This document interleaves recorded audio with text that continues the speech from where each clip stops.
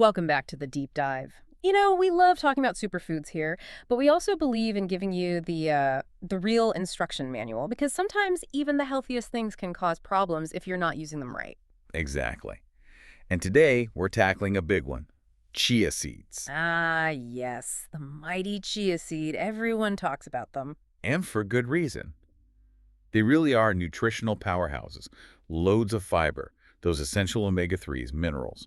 They offer sustained energy, vitality, which is, especially important as we get older. They sound almost too good to be true. And well, here's the twist we found in the sources. This tiny seed, if you don't prepare it correctly, can actually work against you. Mm. Seriously against you. Mm-hmm. And we're not just talking a little tummy ache. No, not at all. We're talking about blocking nutrient absorption, causing pretty severe dehydration, and get this, actual documented medical emergencies. That's really the core of what we're diving into today. Look, you probably already know chia seeds are generally healthy. We're skipping the basic nutrition lesson. Our goal here is to give you this shortcut, the essential know-how to use them safely and effectively. We're zeroing in on 5 really common mistakes people make, mistakes that can silently sabotage your health. Because it's not if you eat them, it's how. Precisely. That's the key takeaway. How you prepare them changes everything. Okay, let's jump right in. Mistake number 1 sounds like it causes a lot of unnecessary grief.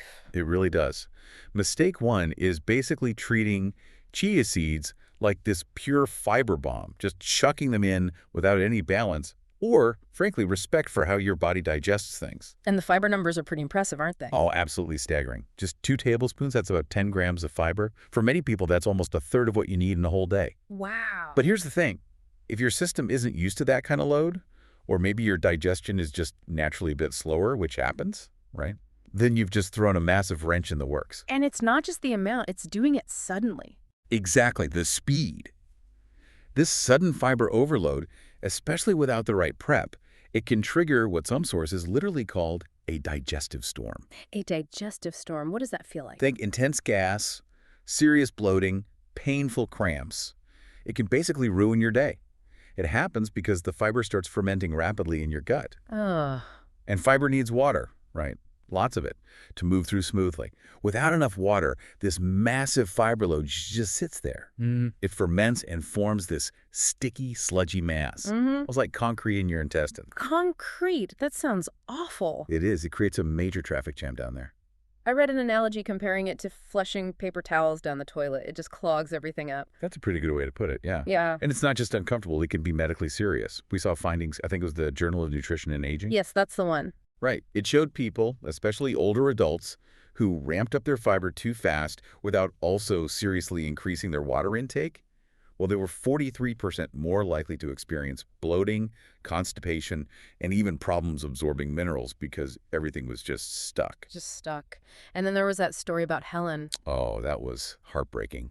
Helen, 68 years old, she wanted to lose some weight, heard chia was great, so she started adding 2 big tablespoons of dry chia to her breakfast every day. Trying to do something healthy. Totally. But within a week, doubled over in pain, ended up in the ER. Diagnosed with a partial bowel blockage. Why? Because those dry seeds swelled up inside her intestines, and she just didn't have enough water moving through her system to push them along. That's the potential cost of just not knowing how to prepare them. Wow. Okay, that really drives the point home. So the fix, what do people need to do practically? The fix is simple, thankfully.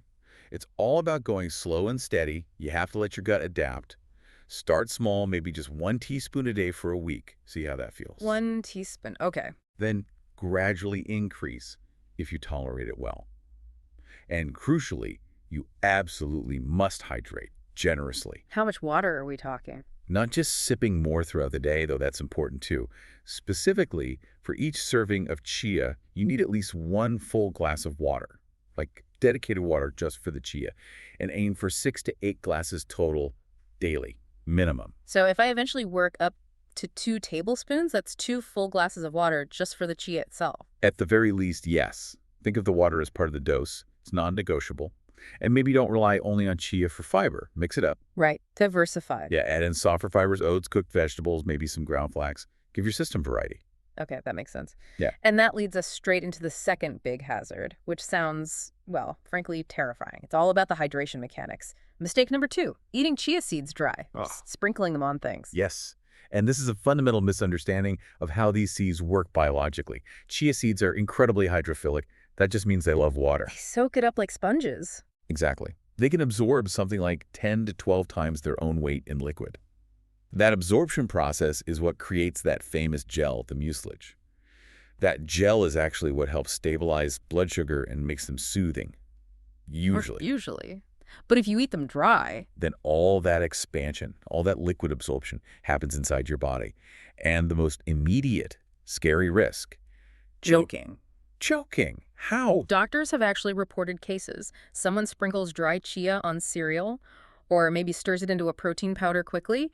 It hits the saliva in their mouth or the little bit of liquid in their throat, and boom, rapid expansion, mid-swallow. Oh my God. It forms this gel plug. It can literally block the esophagus. We read a case study about a man who needed emergency endoscopic removal because the dry seeds formed a solid blockage right there in his throat. That's instantaneous danger. It really is. And even if you get past the immediate choking risk, eating them dry still pulls water directly out of your intestines. Which just makes the constipation and bloating we talked about even worse. Exactly. Worsens dehydration, bloating, constipation.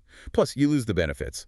If they clump up dry inside you, you don't get that nice, slow glucose release or the full nutrient access. So the takeaway is pretty blunt here.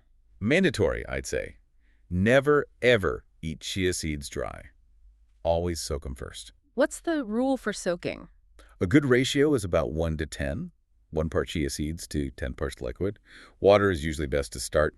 Let them sit for at least 20 to 30 minutes.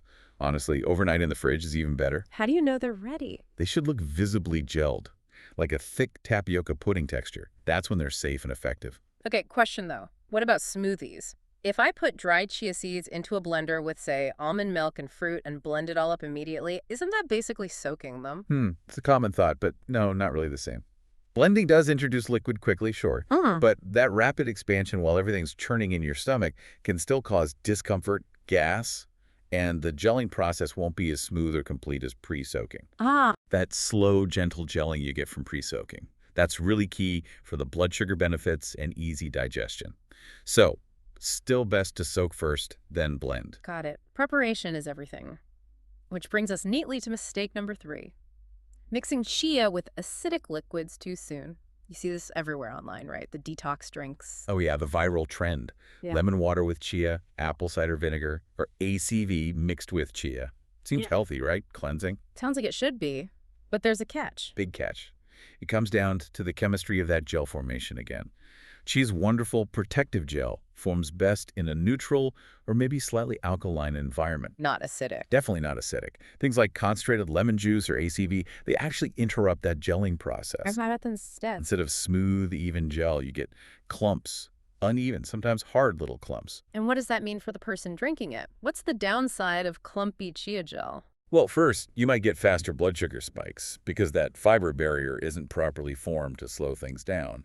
But maybe more critically, especially if your stomach lining is a bit sensitive, those uneven clumps combined with the acid. Irritation. Exactly. It can really worsen stomach irritation, acid reflux. We saw that report about the woman in Texas, remember? Doing the ACV and chia detox challenge every morning. For 2 weeks straight, she ended up with severe chronic reflux and stomach pain. It was likely that combination, the acid plus the improperly gelled, maybe even slightly scratchy, chia irritating her digestive tract. Ouch. So there's a golden rule here too. Absolutely non-negotiable if you're mixing with acids. Hydrate first, acid second. Meaning, soak the chia seeds in plain water first, minimum 30 minutes until they're fully gelled and smooth. Then once you have that stable gel, you can stir that into your lemon water or your ACV drink. Okay, so the gel needs to form before it meets the acid. Precisely. Or, if you know you're prone to acid sensitivity anyway, maybe pair the soaked chia gel with something more soothing and neutralizing, like yogurt or almond milk, instead of the acidic drink. Makes total sense. Okay, let's shift gears a bit, away from preparation, more towards where these seeds come from. Mistake number 4. Assuming all chia seeds are basically the same quality. This is such a crucial but often invisible mistake. The risk here is contamination, and you can't usually see it. What kind of contamination? Well, think about how chia is processed. Cheap chia might be poorly dried, maybe stored in damp warehouses where mold can grow. Or it could be grown in soil that's contaminated with heavy metals or pesticides. And chia seeds absorb everything. They're like little sponges, remember? Yeah. Hydrophilic doesn't just apply to water. They soak up whatever is in their environment, the good and the bad. And the risk isn't just theoretical, is it? There was that study. Right, the 2022 California study. Pretty shocking results. They tested various brands off the shelf, and 18%, nearly 1 in 5, failed safety standards. Failed how? What did they find? They found mold, unacceptable levels of pesticides, even heavy metals like lead, things you definitely don't want to be eating regularly. Lead. Wow. Okay. Are there any signs? Like, can you tell if your chia is bad? Sometimes.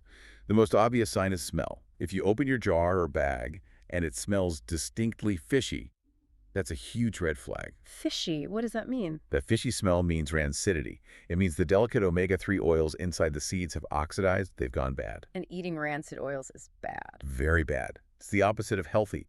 You're consuming compounds that actually increase inflammation inside your body rather than fighting it. Okay, so this is serious. When you're standing there in the grocery store, how do you choose wisely? What's the smart fix? Look for certifications. Certified organic is a good start, as it limits pesticide use. Even better is finding brands that are third-party tested for heavy metals and mold. It might cost a bit more, but you're paying for safety. What about whole seeds versus ground? Definitely prefer whole seeds. They stay fresh much longer because the delicate oils are protected inside the seed coat. Ground chia, or chia powder, goes rancid much faster. And storage. Crucial. Once you open them, store them in an airtight glass jar, not the plastic bag they came in a cool, dark place like your pantry. Good quality, fresh chia should smell pretty neutral, maybe slightly nutty or earthy or like nothing at all, not fishy. Got it. Quality matters. Which leads us to the final big mistake, number 5. And this one seems like a huge misunderstanding about what chia actually delivers nutritionally. It really is. Mistake number 5, relying only on chia seeds for all your essential omega-3 needs. This is the one that trips people up, isn't it? Especially if they're eating chia for brain health or heart health. Exactly. Because here's the shocker. The omega-3 fatty acid found in chia is almost entirely ALA, alpha-linolenic acid. ALA, and that's not the main type our body uses directly. Correct. ALA is a precursor omega-3. Your body has to take that ALA and try to convert it into the active forms it really needs. Those are EPA and DHA. Those are the ones critical for brain function, eye health, heart health, reducing inflammation. Okay, so the body converts it. What's the problem? The problem is the human body is incredibly inefficient at this conversion process. Really terrible, actually. Terrible. We're talking maybe only 5 to 10% of the ALA you eat gets converted into EPA. And for DHA, the really crucial one for the brain, it's often less than 2.5%, sometimes even lower. Less than 2.5%. Seriously. Seriously. And guess what? That conversion process becomes even less efficient as we age.